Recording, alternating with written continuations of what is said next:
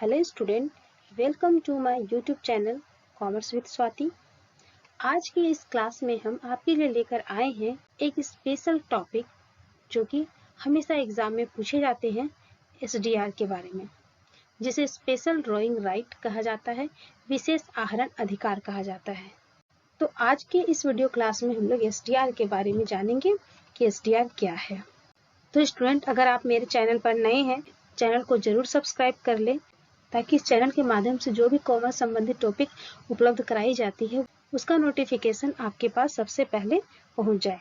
तो बिना देर के हुए आज का यह क्लास शुरू करते हैं और जानते हैं स्पेशल ड्राइंग राइट क्या है, यानी कि एसडीआर क्या है। विशेष आहरण अधिकार, स्पेशल ड्राइंग राइट। विशेष आहरण अधिकार, जिसे आमतौर पर एसडीआर के रूप में जाना जाता है। एसडीआर को एक अंतरराष्ट्रीय आरक्षित मुद्रा माना जाता है। एसडीआर अंतरराष्ट्रीय मुद्रा कोष यानी कि आईएमएफ द्वारा बनाई गई एक मौद्रिक आरक्षित मुद्रा को दर्शाता है। अभी वर्तमान में आईएमएफ में 189 सदस्य देश हैं। एसडीआर आईएमएफ के सदस्य देशों के वर्तमान मुद्रा भंडार के विकल्प के रूप में कार्य करता है। आईएमएफ आंतरिक लेखांकन उद्देश्यों के लिए एसडीआर का उपयोग करता है।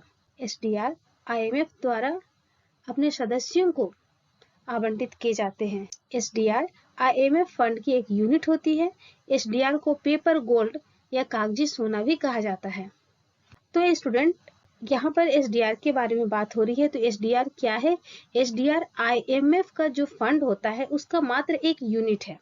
यह कोई करेंसी नहीं है, कोई मुद्रा नहीं है, बल्कि ये अंतरराष्ट्रीय रिजर्व फंड है, अंतरराष्ट्रीय आरक्षित मुद्रा है। एसडीआर को पेपर गोल्ड भी कहा जाता है, यानी कि कागजी मुद्रा भी कहा जाता है। एक एसडीआर में सोने के सरकारी भंडार और विश्व स्तर पर स्वीकृत विदेशी मुद्राएं शामिल है।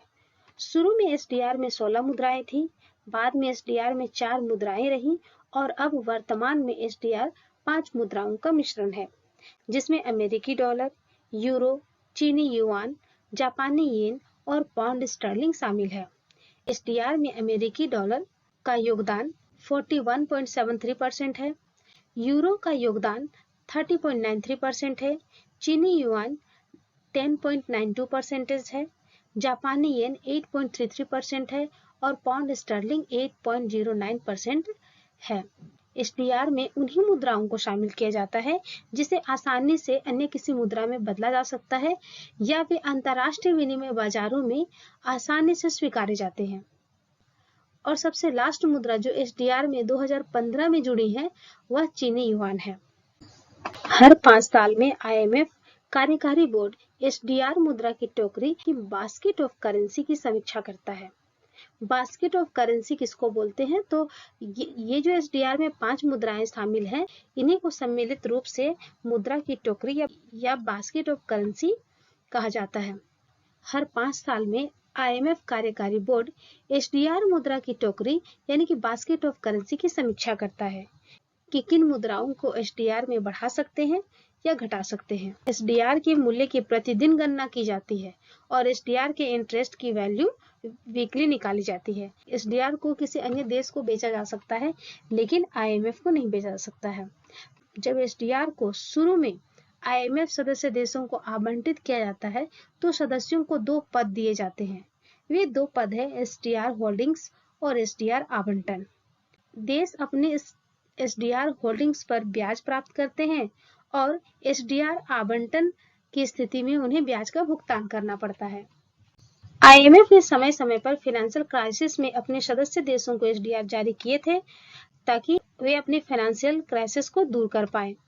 तो 1970-72 में 9.3 बिलियन एसडीआर आईएमएफ ने अपने सदस्यों को इशू किया था। 1979 से 81 के बीच 12.1 बिलियन एसडीआर आईएमएफ अपने सदस्यों को इशू किया था। 2009 में 21.5 बिलियन एसडीआर आईएमएफ ने अपने सदस्यों को इशू किया था।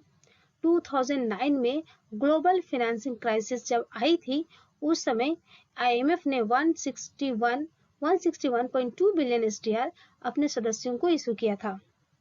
अभी हाल की बात करें तो 2021 में कोविड के समय 456.5 बिलियन एसडीआर आईएमएफ ने अपने सदस्यों को इशू किया था ताकि वे कोविड संबंधी जो भी उनके वैक्सीन या जरूरत है उनको वे आसानी से पूरा कर ले। तो इस प्रकार IMF ने समय समय पर फाइनेंशियल क्राइसिस में अपने सदस्य देशों की मदद की है। तो स्टूडेंट, उम्मीद है कि आपको यह छोटा सा आज का यह क्लास समझ में आ गया होगा।